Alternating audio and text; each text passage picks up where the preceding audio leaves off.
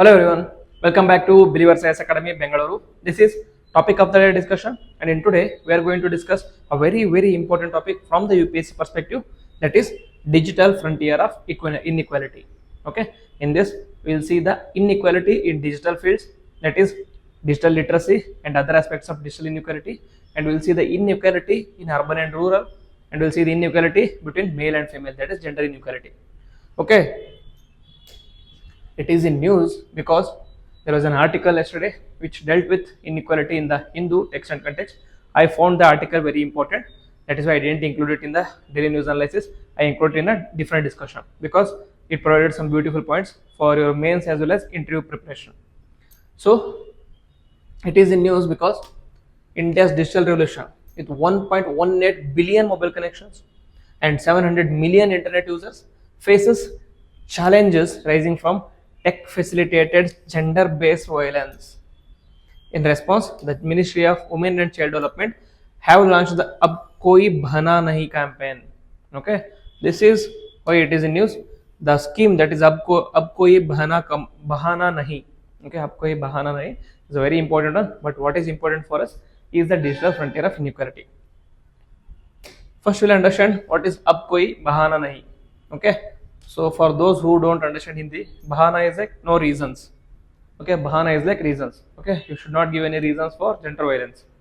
Okay, so Ab Koi Bahana Nahi campaign was launched on November 25, 2024, which aims to combat gender-based violences in India. Okay, it promotes public accountability and action coinciding with the global 16 days of activism. Okay, so at the global level, there is also a scheme which is going on, that is 16 days of activism. So this Ab Koi Bahana Nahi also coincides with this scheme. Then, so how does the digital divide exacerbate existing socio-economic inequalities? Okay, we already know that there are inequalities in India. Okay, we might have seen the quotes that rich gets richer, poor gets poorer. It is because of the very nature of Indian society from the independence. Okay, from the post-independence, and especially after the 1991 LPG reforms, that inequality has even widened. Okay, that inequality has even widened. Inequality between urban rural, inequality between male and female, inequality between rich and poor, it keeps on increasing. Okay, so there is already inequality present in Indian society, but now there is another layer to this inequality, that is digital inequality. So how does this digital inequality exacerbate already existing socio-economic inequalities? Okay, according to the article, it talks about rural urban disparities. Okay, so it says that there is a stark contrast in the digital access between urban and rural areas. That is, urban areas enjoy better connectivity and higher internet speeds, while rural areas lag, limiting their ability to participate in digital economy and access to essential services. Okay, this you might have experienced already. If you belong to a particular village or a rural setting, if you go to your rural settings, you might face problems with the internet connection there. Okay, the internet connection may be there, but the network connections will be low or the speed will be lagging. Whereas in urban area, you'll be getting 5G, fast speed internet with the proper connectivity without any lag or anything. Okay, so this internet connectivity also has impacts on the socio-economic or socio-economic conditions of both the settings, that is urban and rural area.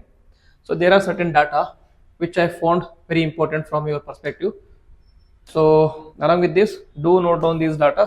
That is, according to NSSO, National Sample Survey Data Organization data, in 2021, the internet access, like in rural households, only 31% of rural households have access to internet, whereas in urban area it is 67%. So almost double the amount of internet access in rural areas.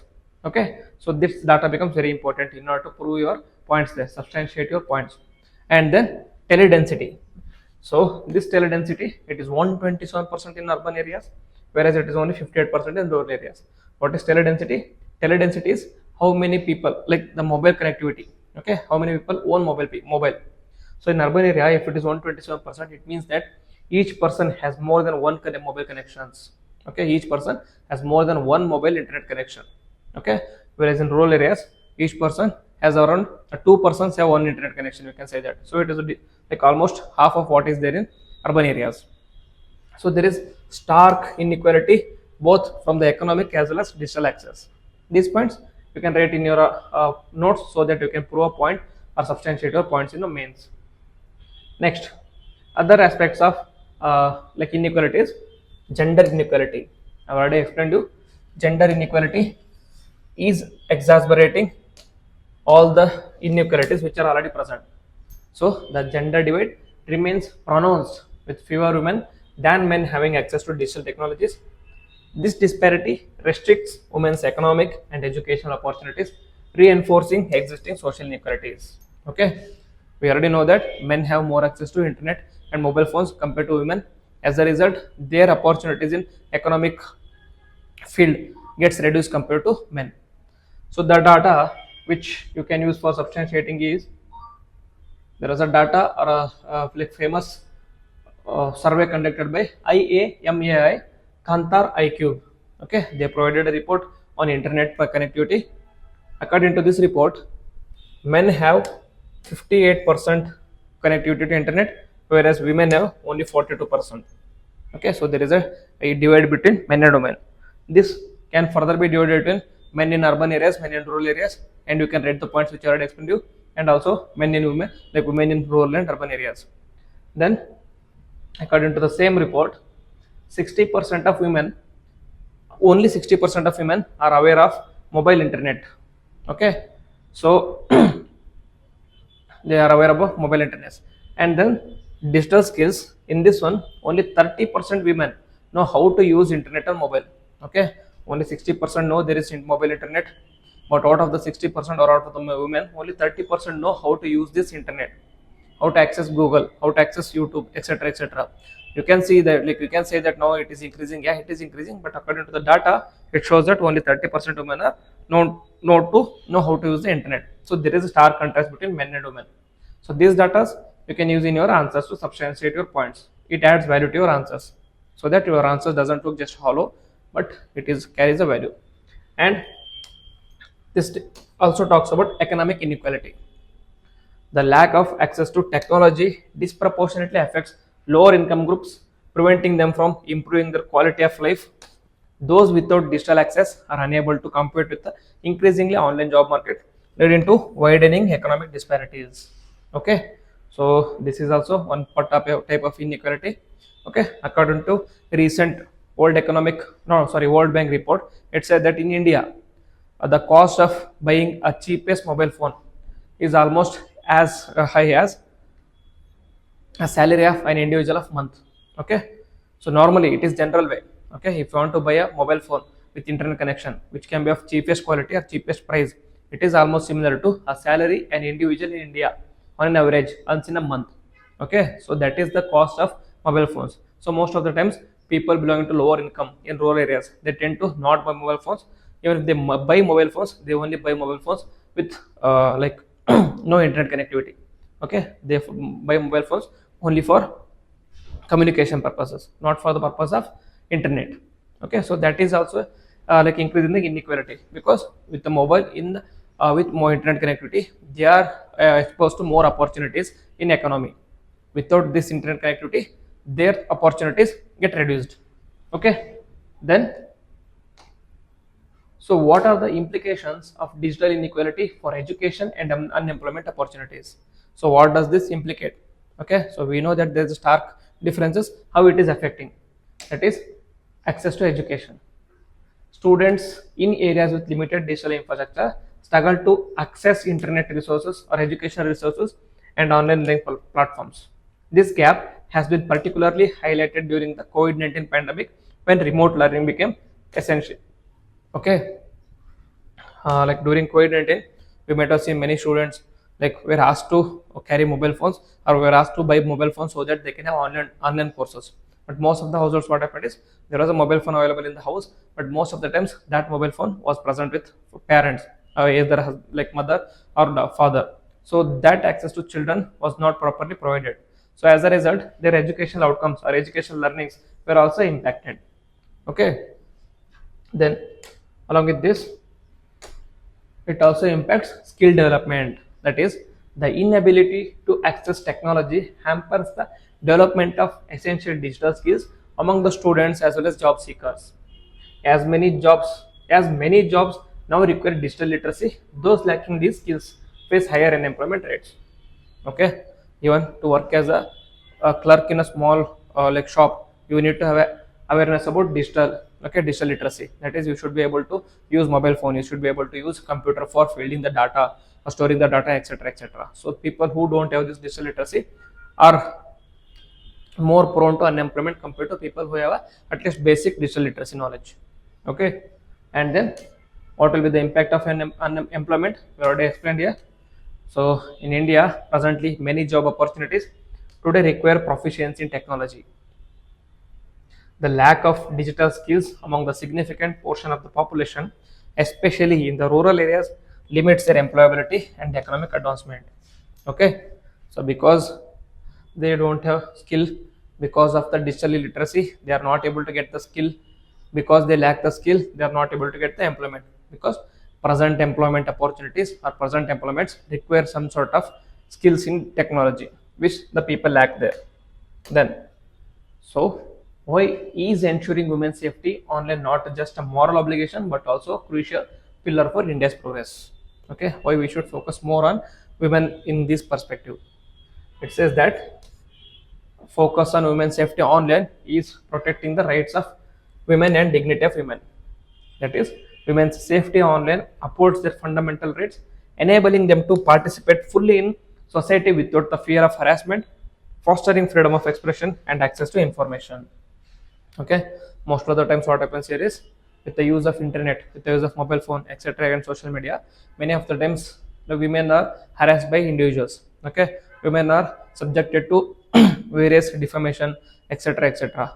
Like with the new technology such as deepfake, like just a picture on the online is being used to morph them and then use them in the deepfake videos such as pornography, etc., etc. So it is imperative for us to protect these women from these kind of harassment. Because suppose there is a woman, any woman, okay, who is a working lady and who uses Instagram, etc., etc.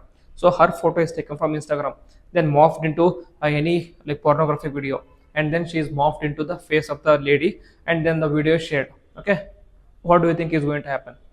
Okay, she is going to lose the job. It is not necessary that she is going to lose the job because of the company.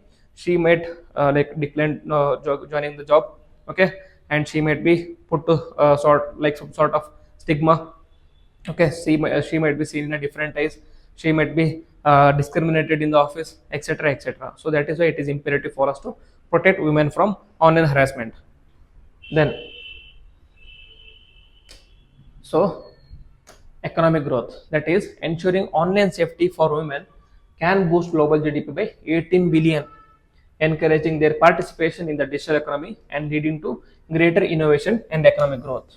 Okay, first and foremost point is the very basic necessity of protecting the women from digital harassment is to protect their rights and dignity. And the second aspect is it is also contributing to economic growth. That is, it will add around 18 billion to global economy if the women are provided with internet access and if the women are safeguarded from internet harassment or sexual like internet harassment.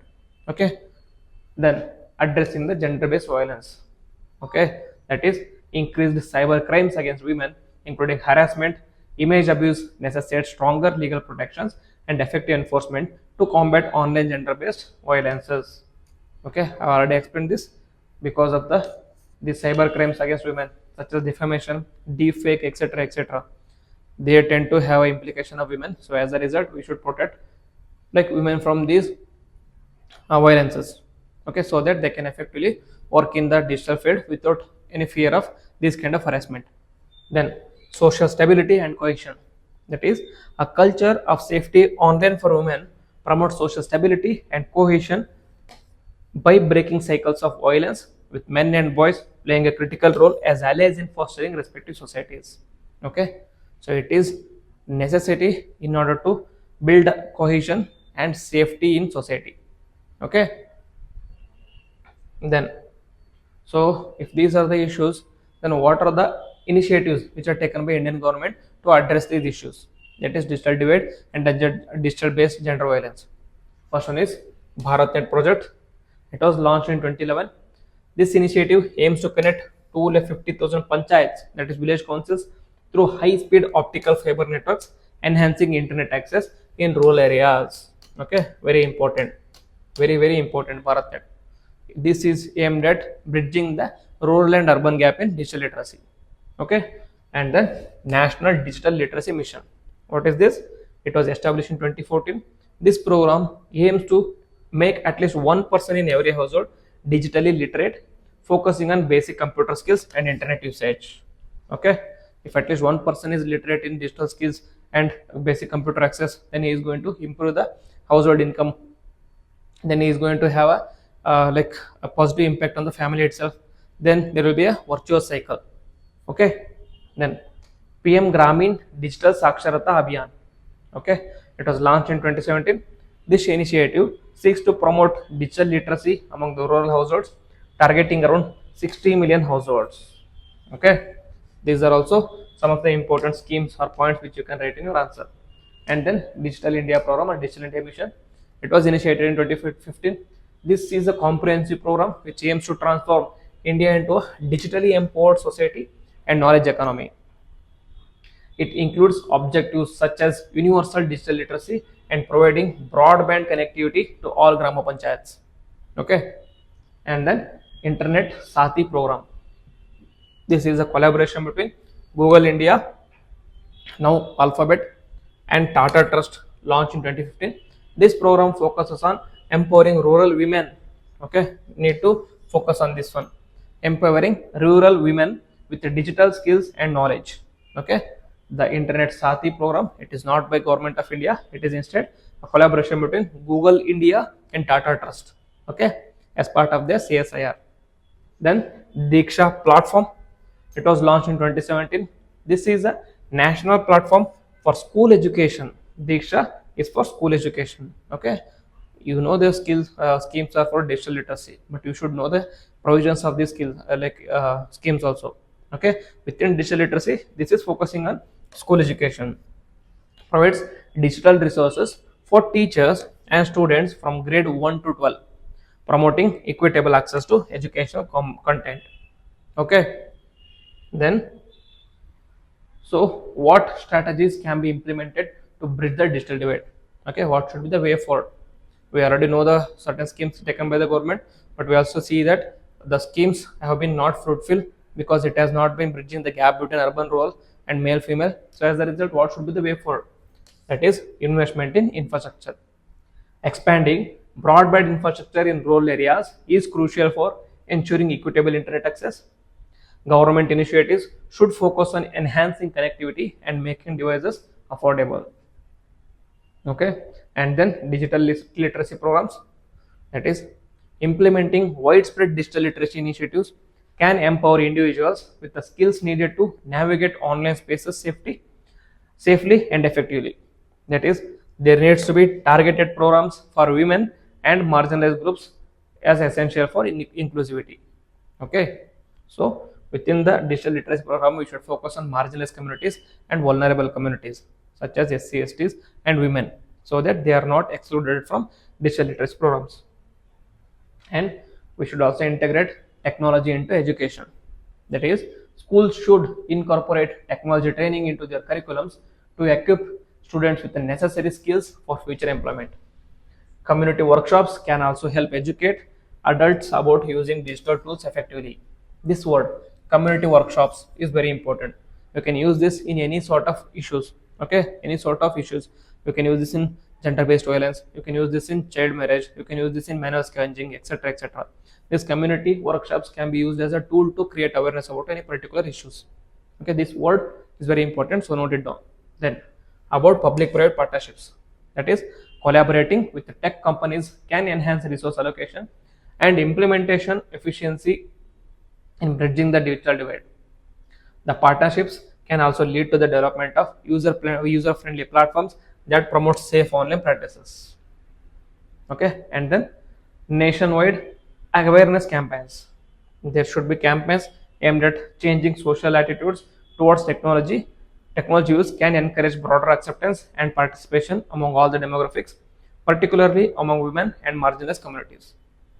Okay, so this is for today's discussion. Hope you have learned something out of this video.